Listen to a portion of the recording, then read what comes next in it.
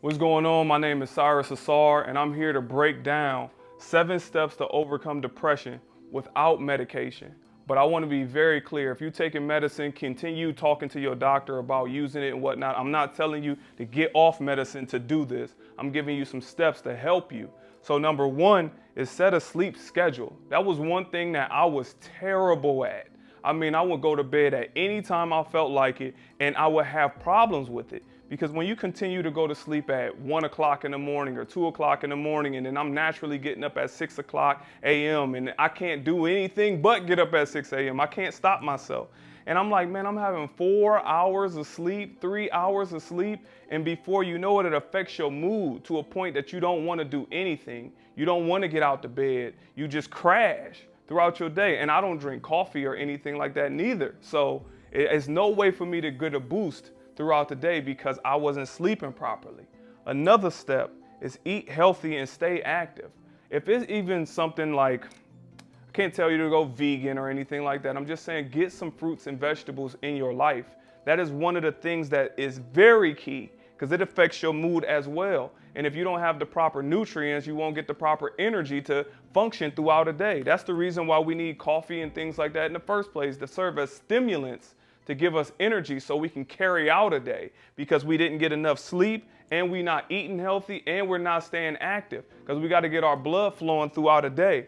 Another step is do what you love, which means get involved in activities. It means go to the movies if you like going to the movies. Go check out that new film that you want to check out. Go to that mall. Go get the things that you like to get. Get out the house. That's all that I'm saying. Make sure you get out the house. And if you feel any way that I felt when I was depressed, I didn't even want to leave nothing. I didn't want to leave the house. I didn't want to get out the bed. I didn't want to do any of that. But it's important that we definitely force ourselves to do so. Just get out. In the midst of feeling that way in the bed, to saying, I don't want to move, I don't want to do anything, I just want to stay in this bed, I don't want to watch TV, I don't want to study, I don't want to do nothing. I know we feel like that, but you have to get yourself out the house. Because as we get ourselves out the house, your mood will start to adjust. Even if it is walking around the track at the park, even if it is linking up with some friends, whatever it is, do what you love. Go to that event, go to that movie, go to the mall, go to the theme park, go to putt-putt golfing. Do people still even play that? You know, I know. I mean, I still play putt-putt golf, but go putt-putt golfing, laser tag, bowling. Just get out. And I know you're saying to yourself, I'm depressed. I don't feel like leaving the house in the first place. But there's something that we have to do is get out and do some of the things that we love. Step 4 is set small goals. Just very small, even if it is, you know what, I'm gonna go walk Monday, Wednesday, Friday. I'm gonna get up and go walk around the track. I'm gonna do 3 laps around the track, Monday, Wednesday, Friday.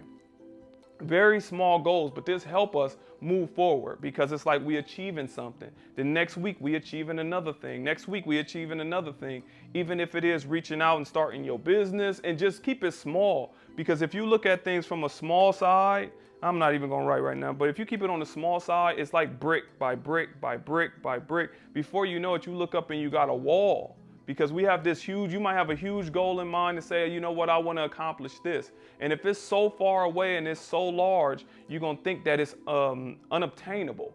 So you break it down as small as you possibly can, even if it is, let me just get up and walk around the block one time. Very small. Let me make sure I make a smoothie, like the eating healthy. Let me make sure I make some avocado toast.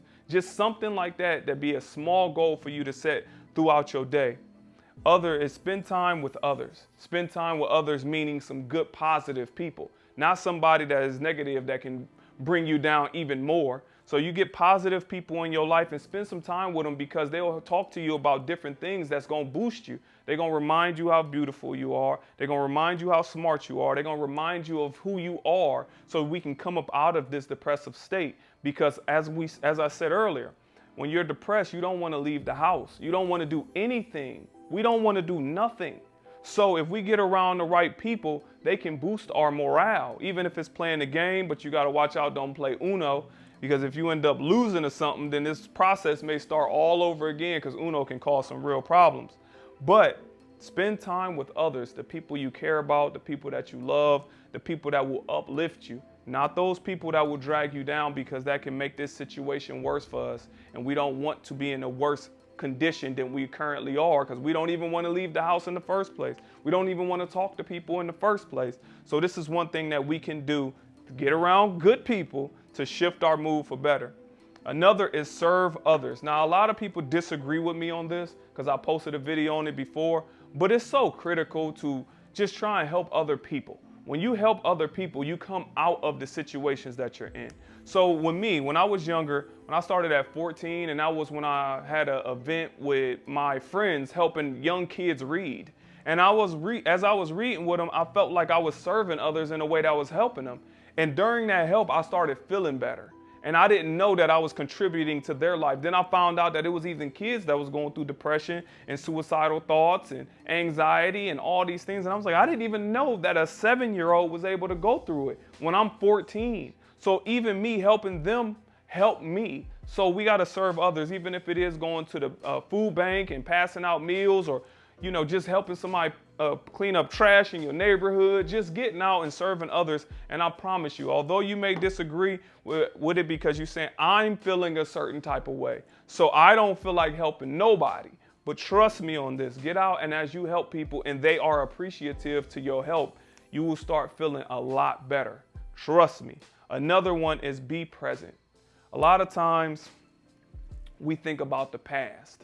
And typically depression is stemming from how we look at the past, and anxiety is stemming from how we look at the future. We have to remind ourselves to remain present, because we can get caught up in everything that happened to us in the past. This person did this to us. This person should have treated us better. This person should have blah, blah, blah, blah, blah. I should have did this differently. Well, we can sit back and reminisce on all this all day, but nothing will change about the past. We have to remain present. And the same thing about how we visualize the future. Usually visualizing the future in a bad light is what's causing us anxiety, or visualizing the future and not having a plan for it is going to cause the anxiety, but it's never there yet. One is memory, one is imagination. Neither one of them exists. So we have to focus on what's happening now. What can you control now? And that's all the rest of these things. We can set a sleep schedule. We can eat healthy and stay active. We can do what we love. We can set small goals. We can spend time with others. We can serve others, and then be present. So being present is going to bring all these things together, one step at a time. So I also have these books. If you want to get one, it's A Wise Way to Understand Everyday Problems. And I also got 7 Steps to Discover Your Inner Greatness. And you can get it in the link below. But these books is really just to help the thought process of everything that we are going through. So if you ever get stuck, this is just going to give you some different perspectives. If you are depressed, you don't even have to get the book if you don't want it. Because you're like, he's pitching. I don't want to just buy it, but it's helpful. I wrote it with everything that I could. I gave my heart and soul to it. But going back to this, step 1 through 7, this is the way that I found out from working with hundreds of people without medication that has helped them get out of depression. So thank you for tuning in. Cyrusausar once again. Follow me on social media.